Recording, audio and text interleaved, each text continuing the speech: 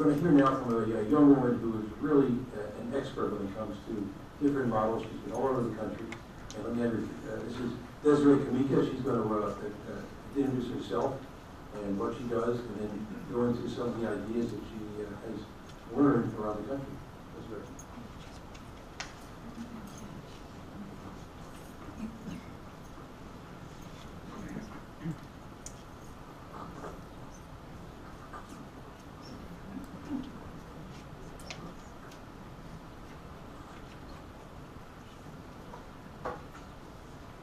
Good morning. Good morning. Sound is okay? Yes. Wonderful. My name is Desiree Kamika. I am so excited to be here. I have the greatest job. I get to travel around the country and see what people are doing to solve this housing crisis, because it really is a crisis. This is Madison.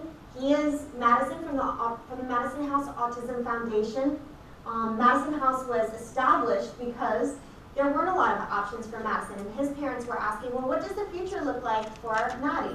And to answer that question, like other families have said, you have to look at Maddie. What are Maddie's interests? What is meaningful to him? What gives him joy? What gives him initiative? We can't try to put people in boxes, because people aren't things that can be put in nice packaged boxes. Every individual is so different, and so we have to try to figure out how can we create a spectrum of options, an array of housing options, so individuals with developmental disabilities and autism have choice. This is the dilemma that we face when we were looking at housing. Oh, thank you. Can you make it full screen, please? That's fine, and you can mute it for me, and then play. Thank you. So this is some data that comes from the UCID, University Center for Excellence in Developmental Disabilities. There's almost 5 million adults with developmental disabilities in the U.S.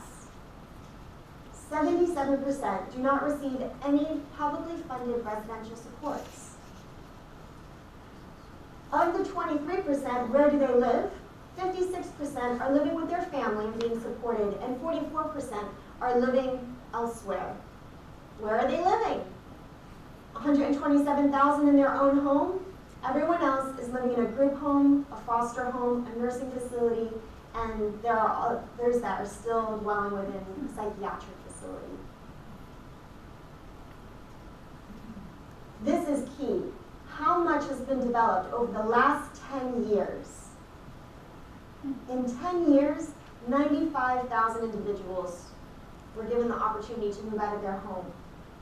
In the next year, 77 were on a waiting list because they were in crisis and needed to move out of their family home. Yet we have almost 1 million individuals that are living with a caregiver over the age of 60.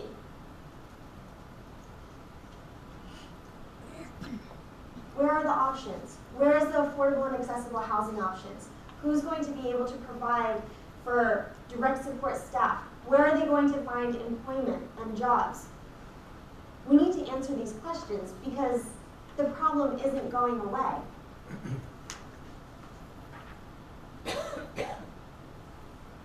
One of the things that Madison House did over Autism Awareness Month, and we are an autism foundation, but we focus intentionally on partnering with other organizations that serve those with the broad range of developmental and intellectual disabilities, because we all need to work together.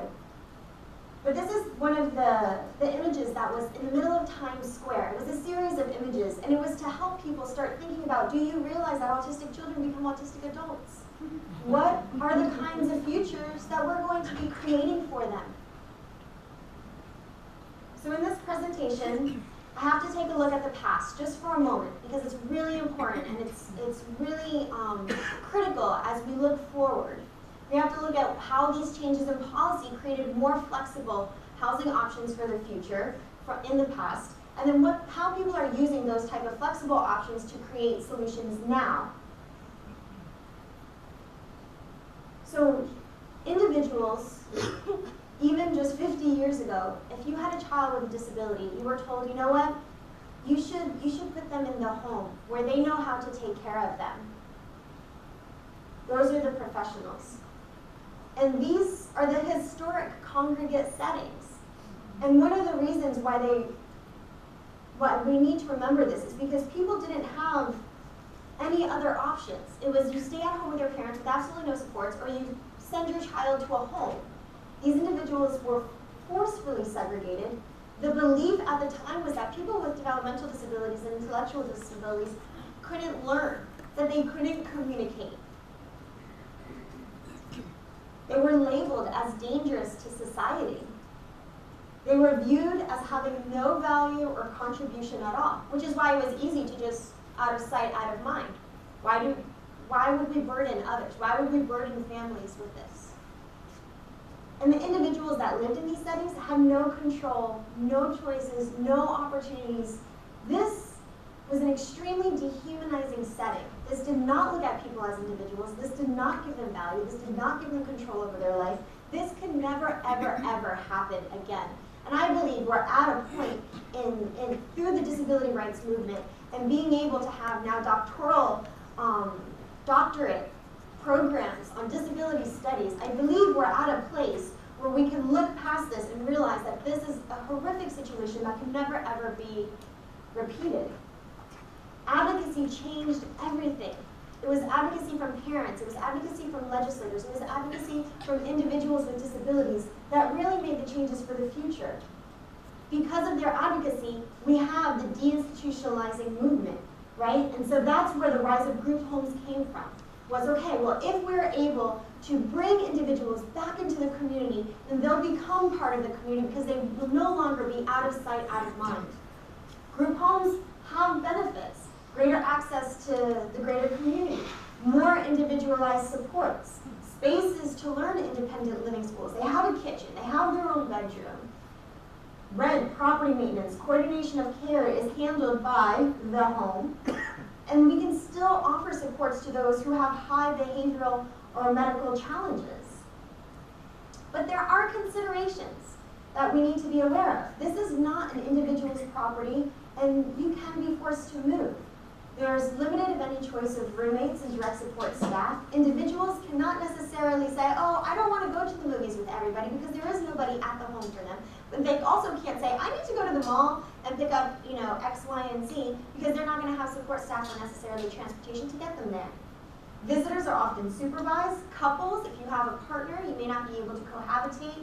There's high staff turnover rates. There's a lack of control in home and service decisions, and if a provider goes out of business, you may also lose your home. So having services and a home type became problematic.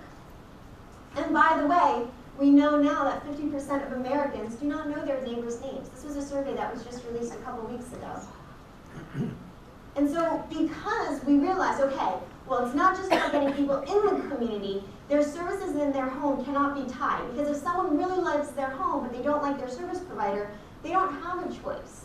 And so it's really important that was changed to give people more flexibility, more options.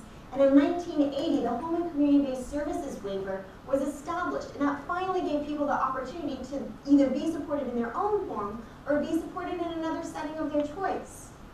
Other legislative protections came about in the decades between 1980s and the 1990s. The Individual with Disability Assistance and Bill of Rights Act, the Fair Housing Act, Americans with Disabilities Act, and the Supreme Court's Olmstead decision. These are extremely important legislative protections to make sure individuals have the opportunity to live in a setting of their choice. Living in your own family home gives you a lot of benefits, but we also need to remember the considerations. It may be difficult to grow up or be challenged in your family home. It's comfortable living at home. Decades of routine may make transition even more difficult in the future, especially for people who have difficulties with changing and transition. And life happens. What happens if one day you're in a car accident and your child is at their job? All of a sudden, your child is in crisis. They can't stay home alone. You don't have a choice of what to do in the future. Your child gets to go where there's a bed.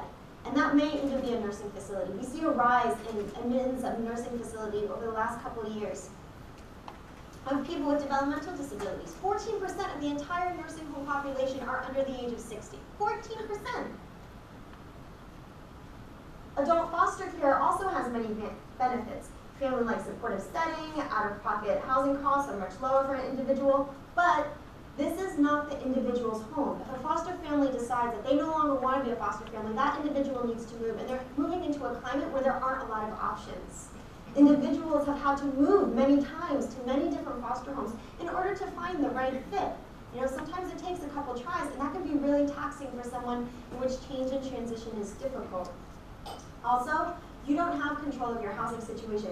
And foster care is very different than another type of model where an individual shares a home, shared living, or family teaching model where the individual with a disability maintains control of their home, which means if things aren't working out with that foster parent or with that roommate or the person that you're sharing living with, the individual with the disability doesn't have to move.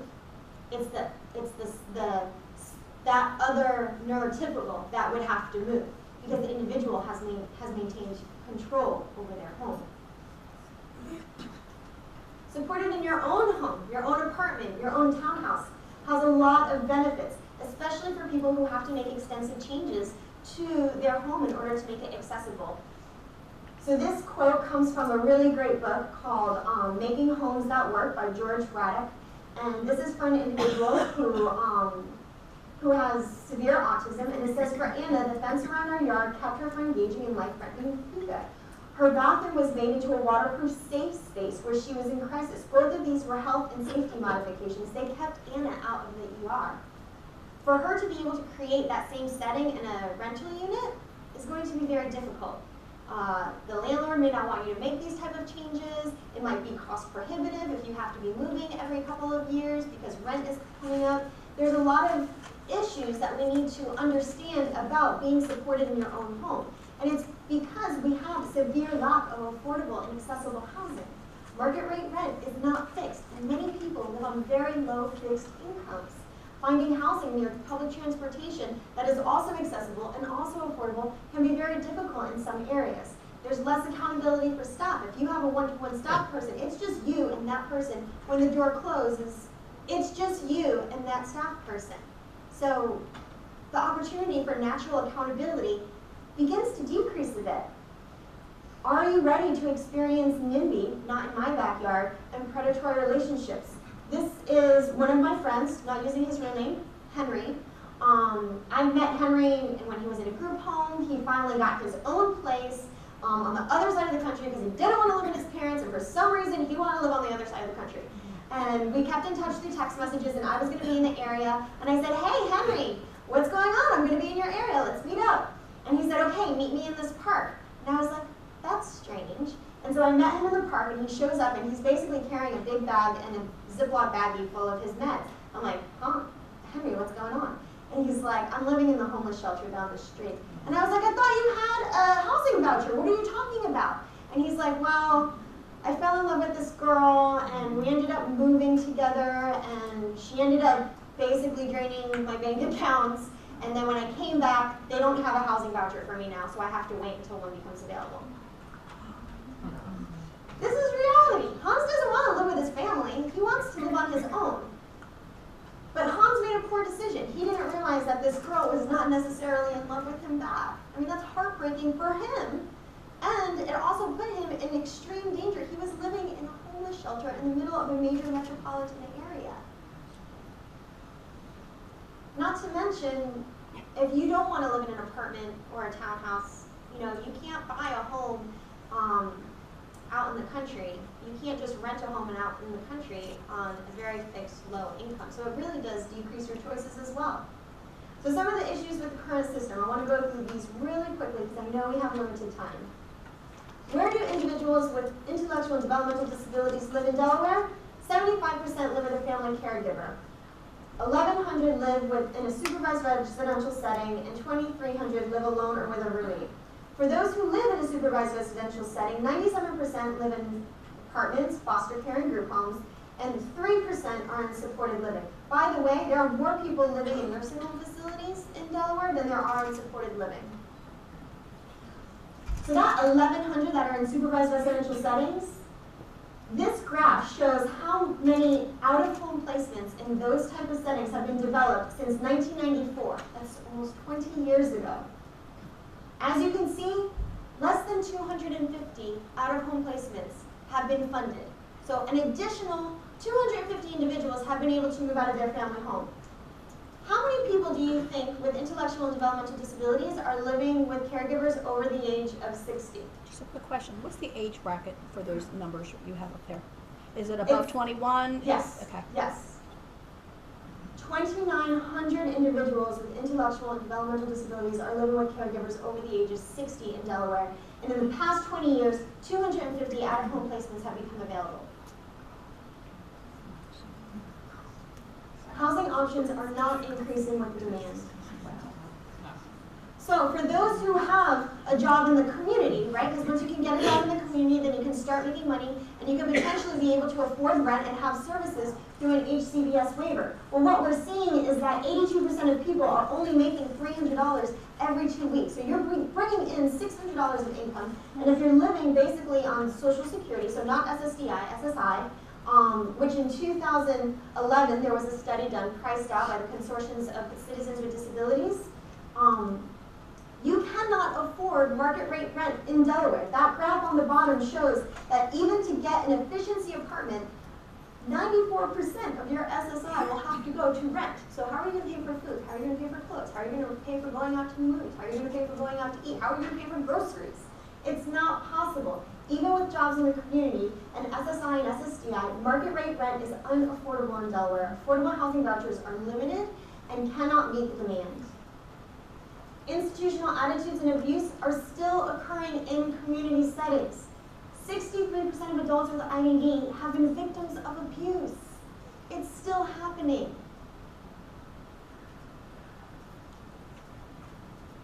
Abuse is prevalent and pervasive. It happens in many ways, and it happens repeatedly to victims with all types of disabilities. We have to talk about this. This is important. Accountability is important. Lack of quantity, quality, and accountability in the direct care workforce. Reasons for not reporting: 38% had been threatened or were afraid. 58% believed nothing would happen if they reported abuse. And 33% didn't know where or how to report. Direct care occupations are projected to be the second largest occupational group in the U.S. by 2018, reaching over 4 million and exceeding the number of teachers, nurses, law enforcement professionals. Yet those same individuals, 45% of direct care workers are living below the poverty level. There is a lack of career path. There's 70% turnover, and that comes from the Paraprofessional Healthcare Institute 2011 report. Homes geographically located in communities do not guarantee one's experience of relational community. This is from Parent Report, but it's asking parents of adults on the spectrum, the whole spectrum, so PDD, NRS, those who were diagnosed as Asperger's, and those who are autistic, you know, if they're going to regularly participate in recreational activities, if they're going to be valued by his or her community, if they're going to have friends in which they can share interests. None of those elements have reached over 20%. And these are individuals who are living in the community, who are living in their family home, who could potentially have the most access to those type of opportunities, and still the future is not looking bright. And so we have to ask, though, well, what about the individuals who are living in the community? Are they lonely? This comes from the National Core Indicators 2012 to 2013 data. The IDD-specific institutional setting, that should be 37%. I'm not sure why those values aren't coming up. But this is the data that the National Core Indicators have told us, that whether you live in a group home, an independent home or apartment, a foster home, a family home, or an IDD-specific institutional setting, people are still feeling lonely. And it's not a couple of people. It's around the 40 to 45% range is the average. Mother Teresa once said, loneliness and the feeling of being unwanted is the most terrible poverty. And that's not something that can be changed with regulations. That's a culture difference. That's something that's happening in our culture. We are not creating relationships. We are not valuing people. People are not feeling as if they have worth. That's a cultural problem. That isn't something that we can make laws for and hope that it's going to change. It's not. HCBS waivers have been here since the 80s. It's been over 3 decades that people are living in the community, and still 40 to 45% of people with intellectual and developmental disabilities are feeling lonely. So now that I've given you all the depressing statistics that you can handle, I want to offer you a little bit of hope, right? And that's what kind of keeps me on my feet, is that I get to see what others have done that are creating the spaces for incredible lives for those with developmental disabilities. I'm going to go through a couple of examples of housing options emerging across the United States. Typically on these presentations, I would go through transitional options, single-family home ownership, and the rest that I will cover today. I'm trying to create a database, a place where people can share information, can find information, can brainstorm, can ask questions, can learn about where they can go to, advocate for the ABLE Act, to be able to go to advocate for more housing vouchers, to advocate for, more housing choices. So that's why I've developed the Autism Housing Network. It's right now in beta mode, it's still in testing mode, we haven't gotten it out or publicized it. You can take a look at it, there is information on there, but there's still a lot of bugs that we're trying to work out. Any feedback on usability is very much appreciated. I have business cards up here. If you're into that type of stuff, that's fantastic. If you're interested in helping me develop this website even more, please come and talk to me. I believe it could be a really important resource in the future to have a one-stop shop where people can look at best practices and what's going on across the country. So it's not just talking about what's happening in Delaware, but hey, what is Colorado doing? What is California doing? What is Florida doing? And what are they doing that we should be learning about? And what are they doing that we definitely shouldn't do? Right? So being able to share information more readily across the states is really important. So the first thing I want to talk about is multifamily home ownership and rental options. And this is basically creating an apartment building or creating townhouses, but not necessarily creating it with the intention that we are creating affordable and accessible housing for those with developmental disabilities. So the residents who would live in these options are selecting and managing all of their long-term support services. They're selecting their service provider. It's not agency run. There is a landlord, and the landlord organization is the one that helps develop the housing option, works with a developer, an affordable housing developer. But that multi-family community, that apartment building, you have the opportunity to build a culture, right? And you know that you can visit friends across the hallway, or you guys can make a time to go meet at the pool. It offers a little bit more sense of belonging and community, and you can build in supports that can offer, with technology, that can offer a little bit more independent options, because you don't necessarily have to have staff with you at all times. So ways in which people have done this is through private acquisition, through a single investor. And so that can be one person who has a child on the spectrum who can buy a townhouse, they can refab it, and then they can decide, well, I'm going to rent 3 of the 10 units to those with developmental disabilities.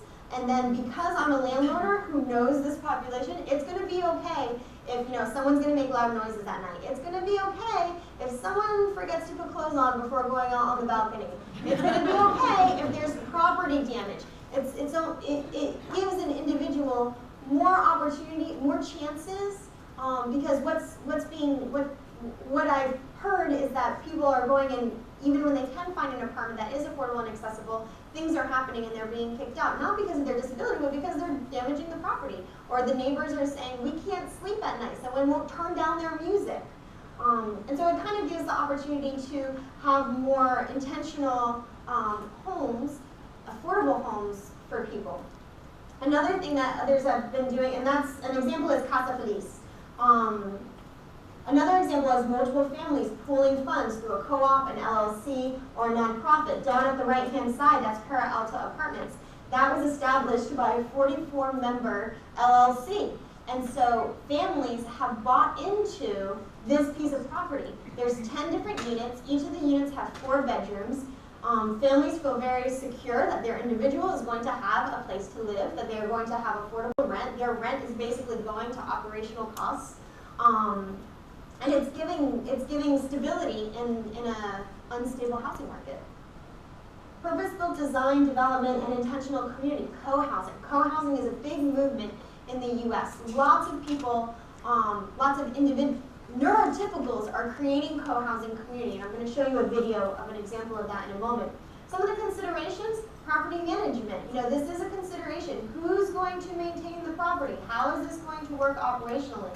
Is it going to be self-managed, which is usually what co-housing communities are, or are we going to contract with someone? How are they going to be paid?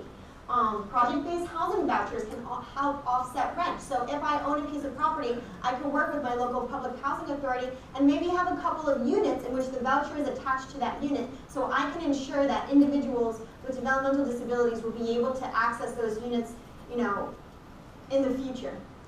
That the voucher doesn't necessarily have to leave with the individual. Ensure future resident feedback for amenities and common spaces. And I'll explain a little bit more in a moment. And then as you're building these things, think about aging in place in universal design. Every individual is going to age. Something's going to happen to their hip, something's going to happen, they're going to need a chair. And so it's important that if you are developing something from the ground up, just make it accessible completely all the way through. You don't want an individual to be in their home for 20 years and then all of a sudden they can no longer live on the second floor because they can't go up and down the stairs and you haven't built in the elevator that was needed, or accessible roll-in showers, or X, Y, and Z. So Sweetwater Spectrum, this was a project that was developed in Sonoma, right in the middle, smack dab of downtown Sonoma. Sweetwater is the landlord, that is all they do. They have 16 residents who are part of Sweetwater. The residents, they have their own service providers. There's multiple service providers at Sweetwater. Sweetwater Spectrum is literally just the housing. They took special note to use environmentally friendly and sustainable design to help with operational costs going forward. This is kind of the layout. You can see that there's everything's in solar panels, but you can see the 4 units with 4 bedrooms on each of the sides of the property. They have a pool, they have a half basketball court, they have a common house, and this is basically a place for people to come and have, you know, play video games or go into the library, or they can host a festival, or they can pack, you know, they can do things. It's just a common house. It's like that common area where people can meet. When I mentioned, make sure that you're, you know, if you can, make sure you're talking to potential future residents, because they built a beautiful greenhouse and no one's using it because the residents aren't really into that. So if you can, you want to try to build the amenities that the residents would actually use. Maybe instead of a greenhouse, what they really wanted was an art studio, or maybe a woodworking shop, or maybe a water play station area, or maybe it would have been better to have a sensory integration room. It really depends on who it is that you're trying to serve. Something else to note, this site serves those who have challenges with wandering. And so it is a gated community. There is a gate that's open almost all day long. But at night, they can close the gate to make sure that those who may be wandering at night don't get themselves into trouble into downtown Sonoma. I mean, it's major roads all around them. This is smack dab in the middle of a neighborhood. It would be very easy for someone who can't necessarily know how to cross the street to stop on the sidewalk, look both ways, you know, before going to the other side. Many could potentially just walk right out in front of a car. So these are just some of the, another thing to mention. So this project used an important study by SARC.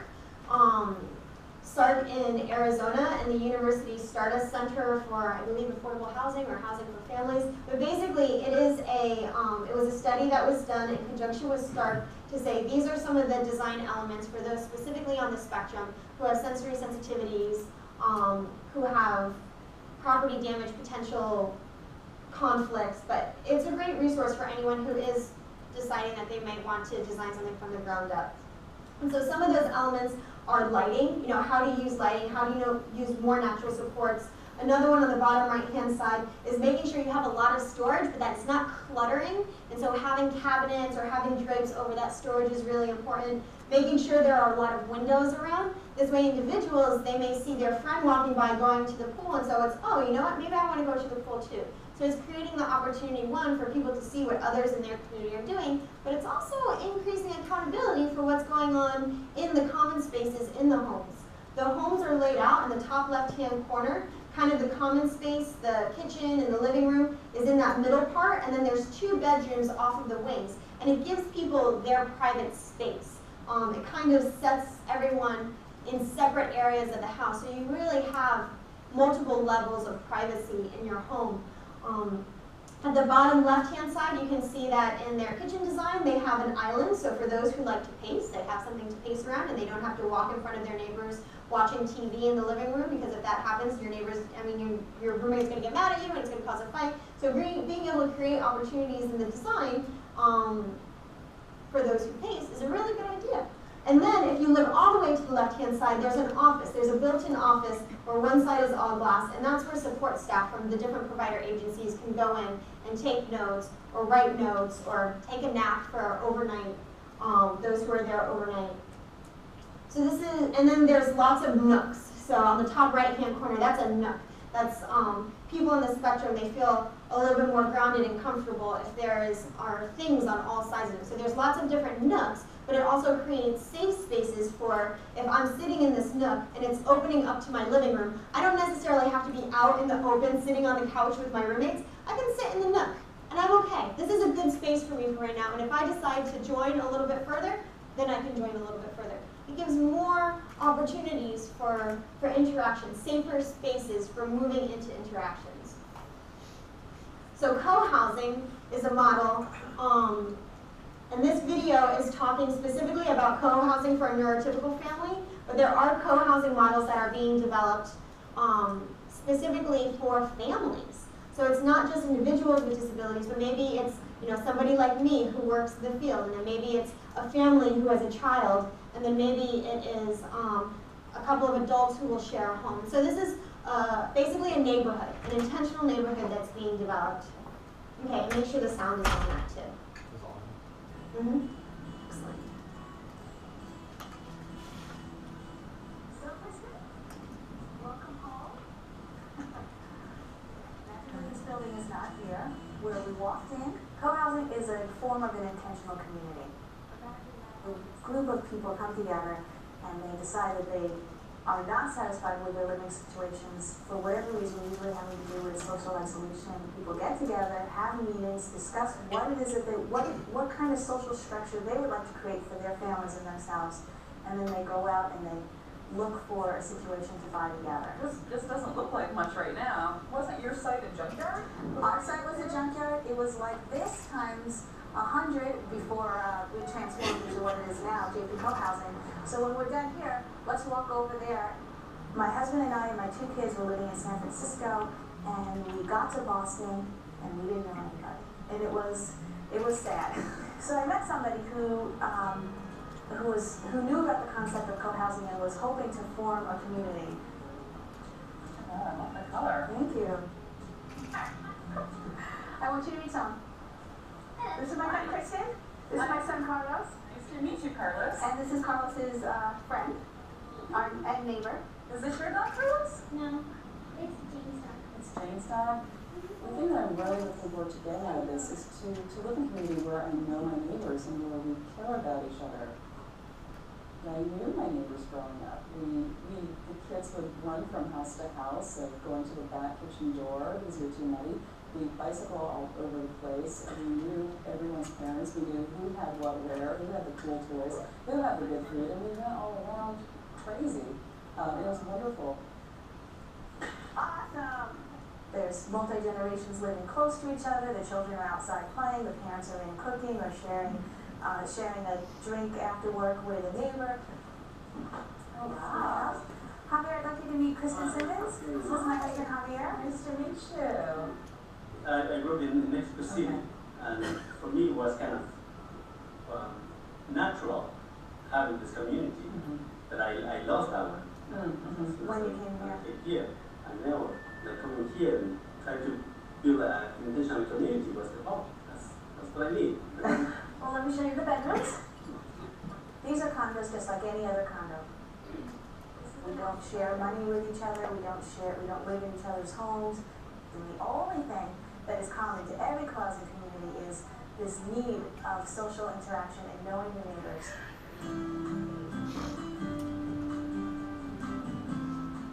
One of the reasons I wanted to move here was to enjoy eating and meals with other people.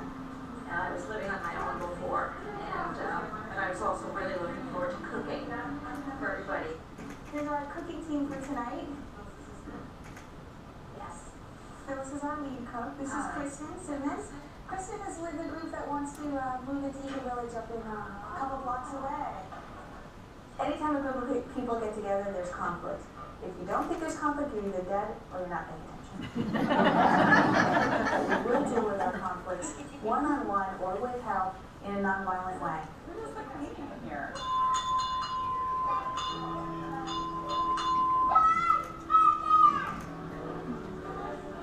Oh my God. I love my home. This has far surpassed my expectations throughout the whole development process. Don't concentrate too much on building your home, but spend a lot of energy on thinking about building a dream community.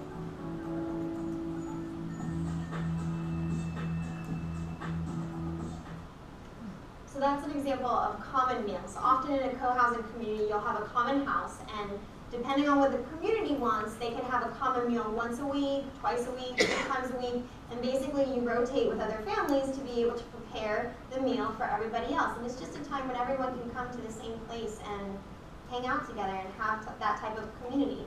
Co-housing communities, one of the neat, can you go to the next slide? One of the neat aspects is that they are very much pedestrian oriented. So if you see on the picture on the right, the parking lot is set aside from the community. So there are no roads that are intersecting within the houses. That one allows for people to be able to walk freely around the yards from house to house and not have to worry about crossing a street. So, you know, co-housing communities are very popular for people who have children, because children can run from house to house and you don't have to worry about them having to get hit by a car.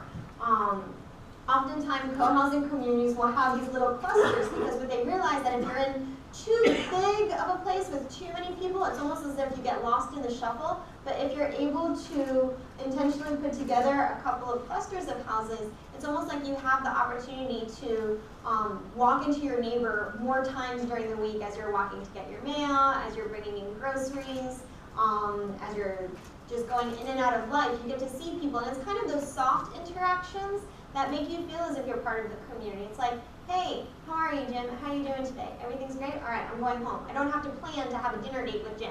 I can just say hi to him, and I can still feel connected to him. It also gives people the opportunity to know what's going on in each other's lives. And so if I know Mickey just can't get to the store today, and I'm on my way to the grocery store, I can say, hey, Mickey, can I pick something up for you? You know, is there something that I can do for you today? Or, Mickey, do you need me to go pick up Robert? Because I'm heading that way anyway, and I can do that. So your natural support system is, boosts right through the roof, which one feels really good because you're not paying staff to do these things for you. You're doing these things for friends and for neighbors. It's like a community within a community. So co-housing communities can be single-family homes, they can be duplexes, they can be apartments. There's lots of co-housing communities around the country. Just go to Co-Housing USA. I know of 3 co-housing communities that are being started by families of children who have intellectual developmental disabilities as a built-in community option for the future. And I've visited a lot of co-housing communities that have families who have children with special needs that live there because it's a community within a community. And they know that people are going to know their son or daughter and accept them and understand them and be supportive of them. One of the neat things about, other thing about co-housing communities is often they have sort of a natural perimeter. So you enter into one space. They may have 1 or 2 entrances, but you enter into it and there's an arch and it says, this is my community. So I'm walking into my community. It's a community within a community. And then, like I said, these communities are often built for children. So they create, whether it's a pretty wall, like the top left-hand side, or maybe it's just a bed of trees, but it's creating a natural perimeter so that people know, okay, this is the end of my community, I'm going to go back into my community.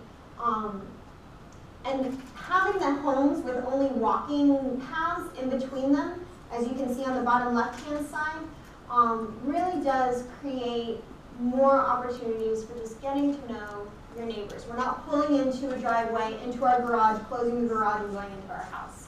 All of the houses are set up so that there's windows. As you can see, that house has a lot of windows in the front, and most of the time they intentionally put the kitchen in the living area in the front of the house where all the windows are, so you can see who's walking by and what's going on. And like I said before, with Sweetwater, it also increases accountability for potentially what's going on in those common areas as well. So those are communities where there are no built-in supports. These are just apartment buildings or townhouses or neighborhoods, and everyone deals with their long-term support services differently. So now these are planned communities with built-in supports. And this is from Senior Co-Housing, this quote. So co-housing has realized that, oh my gosh, we're getting older, we need to have senior co-housing because we don't want to deal with the hocus pocus of all the kids running around. We kind of want to be able to get away from that. We also want to have places where we can age in place, where we can have staff come in and stay with us, where we can have nursing opportunities on site. So a home is more than a roof over one's head or a financial investment. It affects the quality of a person's general well-being, one's confidence, relationships, and even one's health. It can provide a sense of security and comfort or elicit feelings of frustration, loneliness, and fear. So some of the characteristics of planned communities with built-in supports is that residents can often still have a choice of providers, but there's going to be somebody in the common house at all times. So if I'm trying to get online and I'm having an issue, I know that I can go to the and none of my neighbors are around. I can go to that common house and say, hey, I need help, I can't get online. Or, you know, if something happens where my caseworker has not come out and it's been a week and I really want to be able to apply for this job, but I can't be able to figure out how to get my resume together, I can go to the common house and I can get help right away. It's almost as if you know someone is always going to be there. Some of these communities are using smart home technology and other type of technology to decrease dependence on in-person staffing. There are a lot more planned and unplanned activities, so we can say, you know, at this time we're all going to go, or whoever wants to go can go to this place and we're going to have transportation, or we're all going to get on the bus, or we're all going to get on the metro to go there.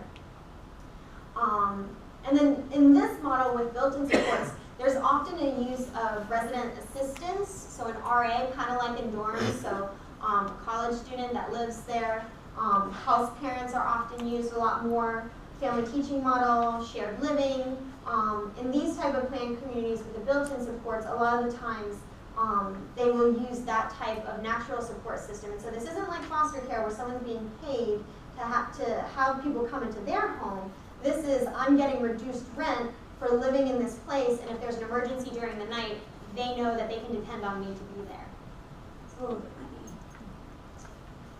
considerations, some of these housing options only have one provider, so having prior experience, right, is really important, and making sure that you trust, and this is the service provider that you want to be served by. Some are completely private pay, some use both private and public funds, and some rely heavily on natural supports and volunteers.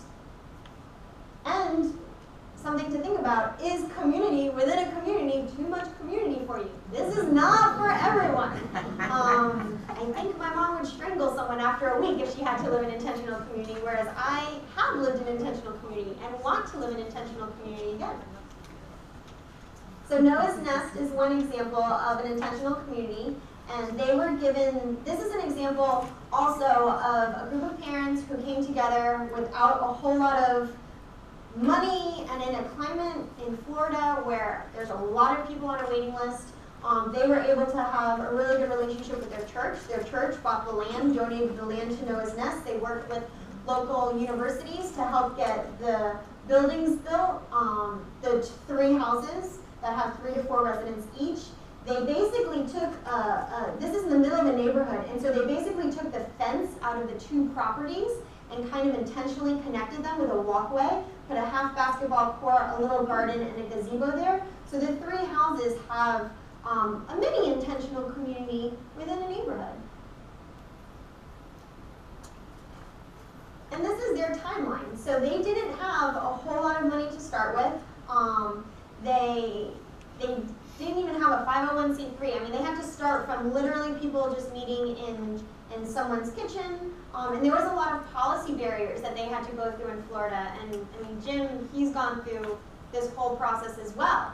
And so there was a lot of barriers that they had to really fight through. And so it took over 10 years to make those 3 houses a reality. So can you play this video, but can you fast forward it to 1 minute and 30 seconds? Because the first is all Florida statistics that, oh good, it's already there, perfect. So just hit play. She was 13 years old. I started to look to her future. And I looked at different places for Billy to live if something would happen to me, and I just got depressed. And so we had a parent-to-parent support group, and just brought out the support group meeting. 5 other families, or 5 families altogether, decided that they wanted to do something. So we co-founded Noah's Ark. Noah's Ark is the organization, and then we have I'm going to call it a mini, little enclave of housing right here in the center of Lakeland. We have 4 homes, 3 homes in the garage with an apartment above it. And we have 11 residents now, and it's a little community. It's a community surrounded by the community. It was a tough road for Jeff Albro before he found Noah's Ark. He heard the noise outside, and he went out to investigate, and they jumped him and took his wallet, but had $1 in it, and beat him up, and we saw the results of that. But Noah's Ark brought him hope. It really is a matter of success. Jeff opened like a flower. He had friends, and one of the things that we focused on when we moved him in here, actually, was that we said, you're going to create the social skills that you never had an opportunity to do, and he just dove in, and he volunteered for everything, and he met friends, and it's just been wonderful. Jeff's been a different person. Noah's Ark gave Jeff more than just security and a home.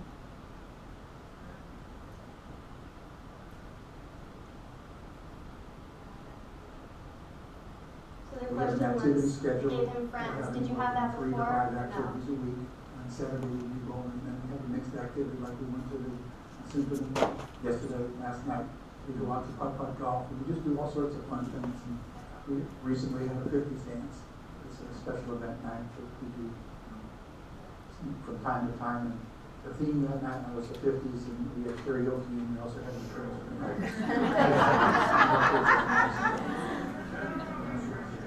Probably the most significant was this young lady who was in a wheelchair. All the music was playing, all the kids were dancing, she was in a chair, and they don't typically get around her. Well, my wife goes to the wheelchair, she went around with the dance floor and everything else. It was hot, we were having a really good time. These gals, and she had this beaming smile on her face. And at the end of the evening, she looked at my wife and she says, we have to do this for all. This is the best day of my life. Those are the kind of moments that make it important to keep those on.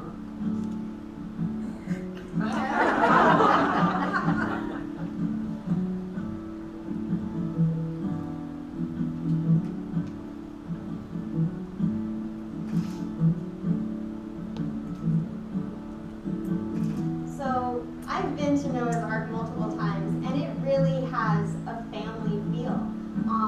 A lot of people there don't necessarily have any supports.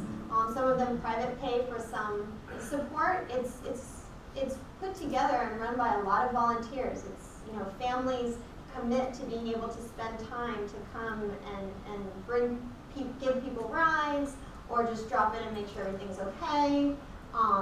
They have an RA that lives in the penthouse with one other individual, and they all hang out up in the penthouse, but also that RA happens to be the president of Best Buddies at the local university, and so they have a lot of involvement with the local university in planning activities and inviting residents to go to activities. It's a great small model. It provides the opportunity to build relationships, not just among people with disabilities, but with the greater community as well. And so from that, Noah's Nest is now coming to villages and Noah's Landing. And the village at the Ark in Jacksonville and Loveland Village, these are 3 projects that were recently awarded funding. 2 of the projects awarded low-income housing tax credits, and the other was had another sort of grant, affordable housing grant, I think. And that's over $25 million, right, to build these type of intentional communities. And so this was controversial, obviously, and so our Florida DD Council decided they were going to sponsor an intentional communities work group. And so we all got into the room and we just basically shared, this is what we want, this is what we want, this is what we're afraid of, this is what we're afraid of. How can we, the natural supports and the spaces and the affordable and accessible housing that is absolutely needed to meet the demand. Here, you guys have almost 3,000 people living with caregivers over the age of 60. In Florida, we have 70,000. So housing is a huge issue in Florida. So I just want to show a village of some of the potential future residents of the Ark Village and their perspective on why they would want to live at the Ark Village.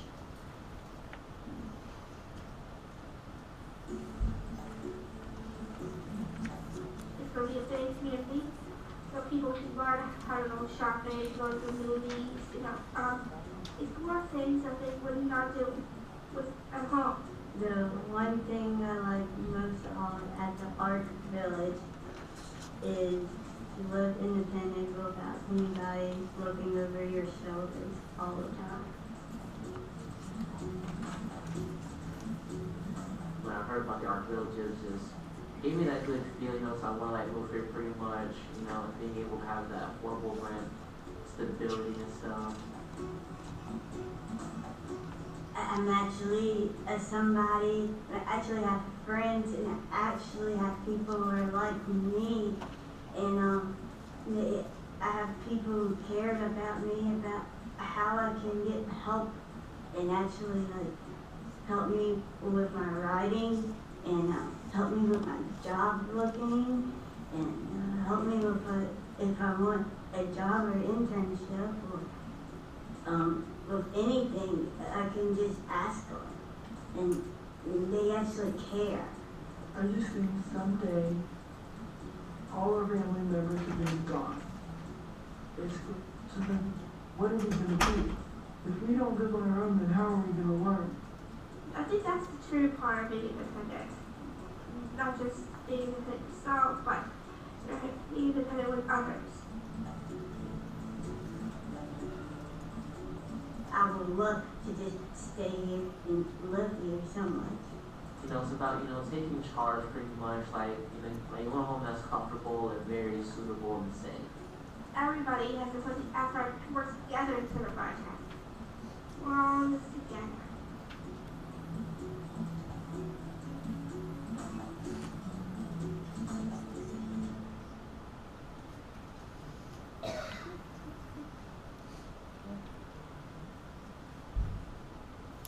So another community I want to talk about is the Faison residents, and this grew out of the Faison School, which is a school specifically supporting those on the autism spectrum and with similar learning disabilities. They have created an apartment building with retail space in the front, 4 floors. One of the floors is going to be equipped with technology called HomeLink, and they're going to have 1 to 3 bedroom units. HomeLink is basically help on demand. And so instead of having to have a staff person in your 1 bedroom unit to make sure that you're okay, if there's any problems, there are motion detectors, and they're in private spaces, and then there are cameras in common spaces. And so as you can see on the top left-hand side, there's an individual that's monitoring all of the common spaces, and then on the right-hand side, there is a young woman who can maybe ask for help or be part of a meeting or talk about what's going on in the home. She can, if something were to fall out of the fridge and fall on the floor, she can say help, and the screen will say, how can I help you? And they'll be able to see that there's stuff all over the floor. And so they say, okay, walk over to the drawer, open the drawer, take out the towel. And so they're able to walk someone through solving a problem. And that offers an individual a lot more confidence in being able to problem solve on their own instead of saying, oh my gosh, I need help, just fix it, just make it go away. It gives people the support to be able to live more independently, and hopefully in the long run will be less operating costs for Phazon. We don't have enough direct support providers. The funding is so limited, so being able to use technology as a way to, one, increase individuals' independence, but two, be able to help with costs is something I think we really need to look at. It really does try to sense if things are going wrong that we may not see. So they have seizure pads that can be put on the bed or on the rugs. There's motion detectors, so the person knows if someone's been in the bathroom for 2 hours. Knock, knock, knock. On the bottom right-hand side, if something is going wrong, they don't just put on all the screens and say, hey, what's going on? They go knock, knock, knock, knock, knock, knock. And if someone doesn't answer, knock, knock, knock, then okay, maybe someone needs to go and check on the person and see if everyone's okay. Also, when the individual is done talking to the person on the screen, they can say, goodbye, click. This is also really helpful for those who don't have vocal language. And so being able to sign, and use sign language to communicate through these different mechanisms is really important. For those who maybe have a talker, it's going to be really important to be able to be an opportunity for communication.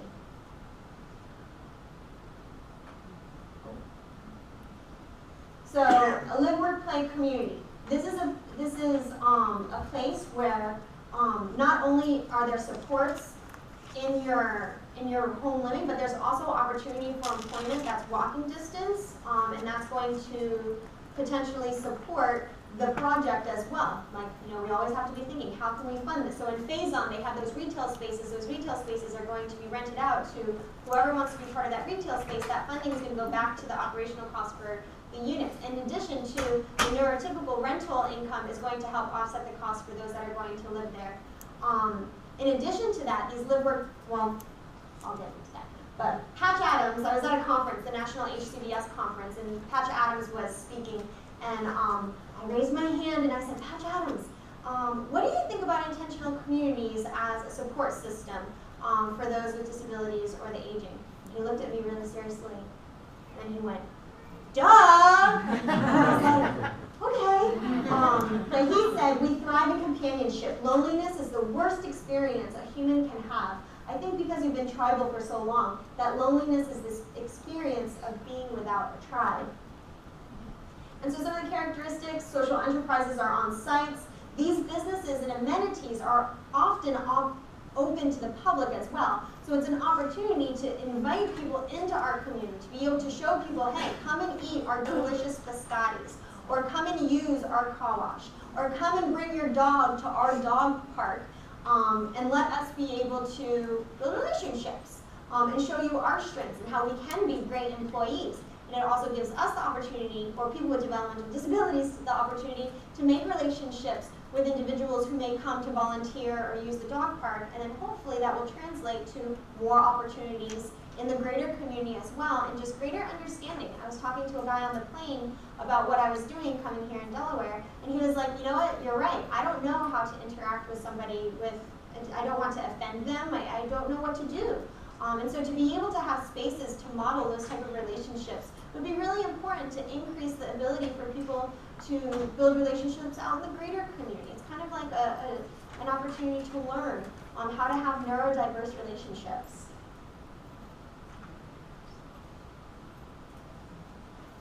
So some considerations, maybe they're not going to have the employment options you're into. This typically is a more scheduled, structured workday framework, and I'll give you an example of that in a moment. There's usually less choice in direct care staff because it's not the same people who are with you. If you're going to go into the cafe, you're going to have a whole new set of staff and coworkers at the cafe. You're not going to be able to choose who's going to be your support person in the cafe. It's just going to be, that's the cafe, right? This is that, this is that. So there's a little bit less choice in direct care staff. So this is the Brookwood community. It is a private pay community that was created decades ago. There's lots of these type of private pay communities all over the country. They already exist, but you have to be able to pay for them, and they're not affordable to most people, around $35,000 to $60,000 a year. But as you can see on the top right-hand side, that's where the cafe, the gift shop is. The whole back area of that is the horticultural area, greenhouses. In the middle section is where they have a lot of their rec areas, their gym. They have a pool. They have opportunities for people to work in plaster, weaving, woodworking. On the front of that, they have a chapel. They realized that this is just outside of Houston, that there is a lack of opportunities or places to have weddings. And so they created this beautiful multi-faith chapel, and now they're hosting weddings. Weddings almost every weekend, coming to Brookwood, being able to use their catering program, being able, people are able to stand there and hand out the programs for the wedding, just coming to Brookwood. And on the bottom are some of the homes in which individuals live with house parents. And so these homes have from 3 to 11 individuals with disabilities who also live with house parents. This is just an example of some of the jobs. On the left-hand side, they use the Teach model for taking orders in their cafe. On the top right, the way that they do their crafts is that everyone has a certain job, so you don't have to put the clay together, sand it, fire it, paint it, but everyone, according to their ability, is able to have different jobs in the process of making the products. And then the bottom right-hand side, shipping. All of these things have to be shipped out. Horticultural, top left-hand side. The cafe is absolutely amazing. On the bottom, you can see some of the cards that they produce. And then this is the pool. Oh my gosh, the local water park donated this area. It's completely accessible. Those who use wheelchairs can go up to the top of the slide, go down the slide. It's rolling. They have a resistance pool to walk through. There's different sensory jets in different areas. On the bottom left-hand side, they have a handbell choir that travels all over the state of Texas performing. On the top right-hand side, they have over 60,000 volunteers a year coming to Brookwood, and a lot of individuals they serve have high support needs or may not be able to vocally communicate. So these cards would be on their chairs, and it gives people opportunities to say, hey, you want to talk about any of these things today? And she can say, yeah, let's talk about George Strait. But it also, has more eyes on what's going on. So, it says all of her dietary restrictions as well. Because if somebody gives her something and it tells you can't give her, a cookie full of gluten. This is not good for her. This is unhealthy for her. This is can cause a serious reaction. So it gives people the opportunity to know, what are some of her preferences in drinks, and opportunities just to talk. This is the chapel on the right. On the top left-hand side is the gift shop. This is no rinky-dinky thing. Their social enterprises bring in $7 million a year. And their director of outreach said to me, because I said, a lot of people would call this an institution because you're congregating a lot of people in one place. And he said institutional structures may have 4 walls, but institutional thinking is very hard to break. And that's really what we're fighting against, is this mentality of institution, the culture of institutionalization. That's what really needs to change. The executive director, Vivian, she told me, she said, when we have new staff that has worked in other settings, we basically tell them don't talk for 3 months.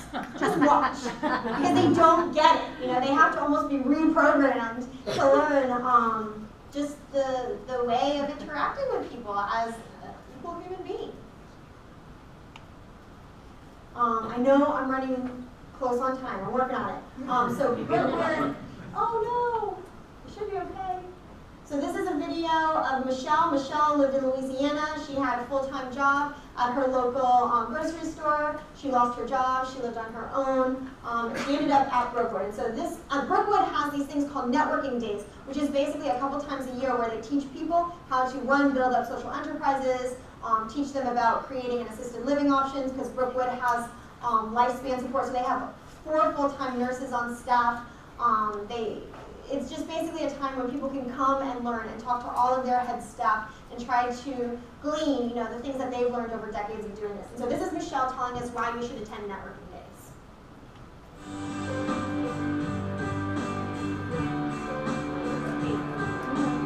Michelle, you said you're from New Orleans? Yeah, I'm from New Orleans. And why do you like networking days? Because cool people like you from all around the world get to see Brookwood, and hopefully there will be more Brookwoods in the world. Because people they have disabilities really need places like that. They need jobs and they need homes. They need job security. I agree. Is there anything that you would like to say to someone who is thinking about living at Brookwood? Just that that they would be really safe here, and that the staff really cares for them, and that they would just have a lot of fun here, and they would meet a lot of friends. It would be cool. And they would also have a lot of new experiences that they never had to. Michelle, thank you so much for sharing, and I loved your work. Look at these. These are amazing. And they were made. Oh, awesome. Thank you. So I can order something and I can request that they are painted and glazed by Michelle, and she can, do that for me. And so she takes a lot of pride in her work. I'm going to go through these a little quickly, but this is another example of a bed and breakfast that's in Minneapolis, Minnesota. If anyone's going to Minnesota, you need to go and stay at Eric's Retreat. They have, do I have access to?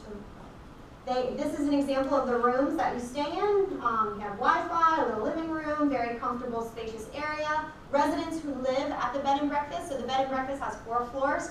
3 of the floors are used as bed and breakfast. 1 of the floors is used for residents. They're in charge of all aspects of hospitality. They greeted me. They asked for my breakfast order. They brought me breakfast in bed. Well, not in bed. They knocked on bed. And their rooms look very similar to this. They're renovating the entire bed and breakfast so that the room that I'm paying to stay in is the same as the rooms that they're going to be staying in. They have beautiful kitchenettes, living space, own bathroom. One of the neat things about Eric's Retreat is besides just offering a bed and breakfast, they create these specialized tours based on an individual's interest. And so Maddie, she is really interested in horses. She loves horses and knows everything about horses, and so they partnered with the local racetrack. And she brings people to tour at the local racetrack. They pick you up in a limo, they give you drinks, she takes you around, you do a team building activity. The same thing with the art museum, same thing with the Air Force Museum. And so individuals on the spectrum, this is specifically for those on the spectrum, they are able to talk about things that they're really passionate about and educate people on the things that they're really passionate about and get paid for being a tour guide. And on top of it, they've created relationships with all of the local corporate headquarters. And so they do a system of voluntourism. So the corporate headquarters pay for their staff to go and volunteer, and they're like, come and volunteer with us, come on a tour. How fun is that? I get to go and get on a tour and learn about all kinds of things and learn how those on the spectrum do life. And it is really, really neat. So if you're in Minnesota, you need to make sure you go and visit Eric's Retreat. These Birds is one of the best models of a village community I've ever been to, and that's in Switzerland. On the bottom right-hand side, that is a public bus line. So the citizens of Aggies Birds decided that they wanted to have a bus line go through their village, and so they talked to the local city, and they have an Aggies Birds bus stop. I was living right next to Lake Geneva, and I was able to take the line right into the middle of Aggies Birds. They have a grocery store on site, they have a barber shop on site, they have a cafe, a restaurant, a bakery. They realized that it was not a good idea to just they tried, and then they realized that those on the spectrum have a certain lifestyle, and that those on the spectrum do better living together, and then those who are younger with developmental disabilities do better living together because that's kind of their biorhythm, and then those who are seniors, they need to be living together as well because they have a separate biorhythm and desires for social interaction and noises and all of that. And so in Switzerland, when there is a problem, they basically are given a grant to be able to research and document how they were able to solve the problem or the questions that they asked, and then it's disseminated to all of the other residential options in their country. So it's a constant learning process from everybody involved. This is some of their visual support system. Everything at Aggies Birds isn't just spoken in word or is listed in text on doors. There's a complete visual language. There's visuals on everything. An individual can wake up in the morning, there are visuals that tell them what it is that they need to do today. They can get to their job site. They have lots of jobs on site and off site. I'll show you that in a moment. And they have a space where it shows them the tasks that they need to do today in the order that they need to do them. And everything is done through pictures for those who need pictures in order to read what it is that they're supposed to do next. So they're really self-directing their lives. They have sensory integration rooms in many different places. They have a lot of opportunities in the community. So almost every day they're out at a farmer's market. They have a whole horticultural program. They bake bread and croissants and things for all of the local corporate headquarters. They have cafes in the middle of the city, so an individual who lives there can get on the bus, go to their job at the cafe in the city, work all day, and then come back on the bus and come home. One of the great things about Agus Birds is I went there, I sat down, I tried to talk in my very limited French to those who live there, and then all of a sudden they all looked at their watch, they said, "Bye, we have to go, we're going to the pool." And I was like, "You guys don't want to stop and talk to me?" They're like, "No, we gotta go to the pool." And they were just so excited to, they're like, "Hi, goodbye." It was like nothing, that there was some strange person that was there from America wanting to talk to them. All right, last video, Down Home Ranch. I'm going to skip all of this, and then we'll wrap up. We incorporated Down Home Ranch in 1989, and it was like $25, and you fill out this simple form. It says, "What do you intend to do?" And I said, "Anything legal in the state of Texas."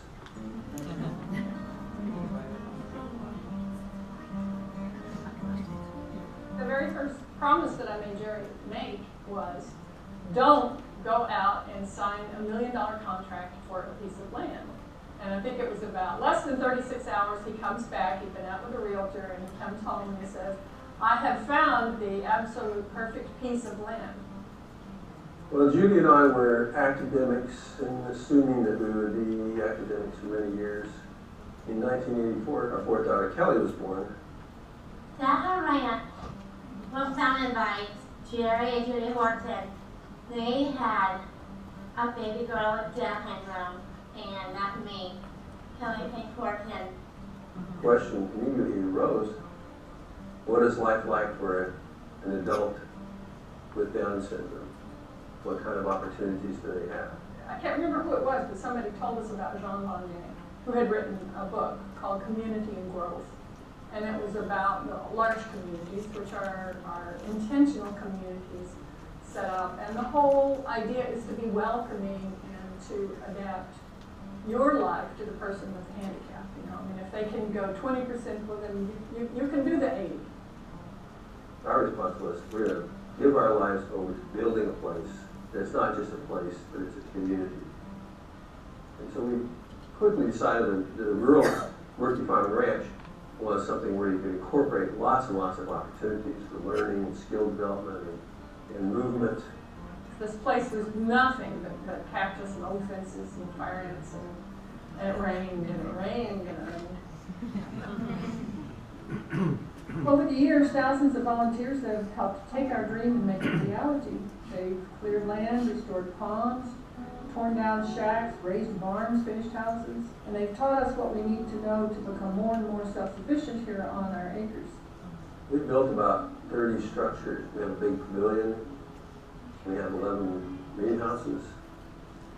Greenhouses are something that we envisioned from the beginning. Horticulture has a skill level for everybody. Somebody else can fill a pot with growing medium, and if all you can do is stick your finger in there, that's still a necessary thing to be done. And when you have to do it 15,000 times, somebody's got to do it. It empowers them, it puts money in their pocket. And it also helps them just feel like a regular person. Got money in your pocket? Trust me, they've got more money in their pocket than you have in their pocket. Now we've got hydroponic and aquaponic tomatoes and romaine lettuce, basil, and other really desirable things grown pesticide-free, organically in our greenhouses. And we've got eggs from our chickens. And then we start not only feeding ourselves fresh, wonderful produce, but we start showing up at some of the local farmers markets. We have some really desirable product that our ranchers help grow, help package, help transport, and help sell. I'm Kyle, and a down range is a place to live. It's like a working community. A little bit. People buy land all the time, move out here to the country because they just like the lifestyle. A lot of people with intellectual disabilities would like that too, but they can't do it because they don't have the means and they don't have any way to make it happen. So everybody who has come to the ranch has made a conscious choice to come to the ranch and do this work. And that's their choice to make. I think places like Down Home Ranch are becoming increasingly important because there are about 400,000 people with Down syndrome, maybe 800,000 people with autism. 85% of people with intellectual disabilities can and want to participate, be a part of their local economy, be a part of a community, volunteer, have paid employment, pay taxes, and things like that. I love the place. Our diversity love me. Also, I love the branch. Just come visit, that's all. Because when people come out, they get it. So Kelly and Sterling, they right now they live in different homes, but they have recently had a promise ceremony, and they're working on independent living skills, and they're building cabins so that they can live together in the future as a couple. Down Home Ranch is a beautiful place. You should go and visit. One of the great things about Down Home Ranch is they host these big festivals and they host a summer camp. And when a parent and a young child with Down syndrome goes there for summer camp and they see an adult with Down syndrome driving a golf cart up to their car and telling them where it is where they have to park, it's like, wow, okay, this is cool. You know, being able to see them herding all of the cattle to go through the chute, being able to see them just in ranching jobs. One of the ranchers told me, he's like, I wanted to move to Down Home Ranch because I want to be a rancher because my dad was a rancher. Like, this is an opportunity that a lot of people, they grew up as ranchers, and if they didn't have an opportunity like Down Home, they couldn't afford to be able to live and work on a ranch. It's a lifestyle choice, and it's a lifestyle choice that I think people with disabilities have the right to make. So some of the things you can do, develop a person-centered plan, really important. As part of the new regulations, we will have this to get waiver funding, connect with others who have similar visions, and make it happen. Set up meetings with special needs financial advisors and attorneys. This is so important. I'm sure Nikki's group will tell you all about that. And then be an advocate. In the past, it has really made a difference, and we've been able to affect change. And more housing options have become available because people spoke up and they were able to say, this is something that we want. We have the human and civil right to make choices of where we live, and we need our essential life supports to be able to live in those choices. None of us can do this alone, but working together, solutions are possible. Thank you so much, Vicki, and hope for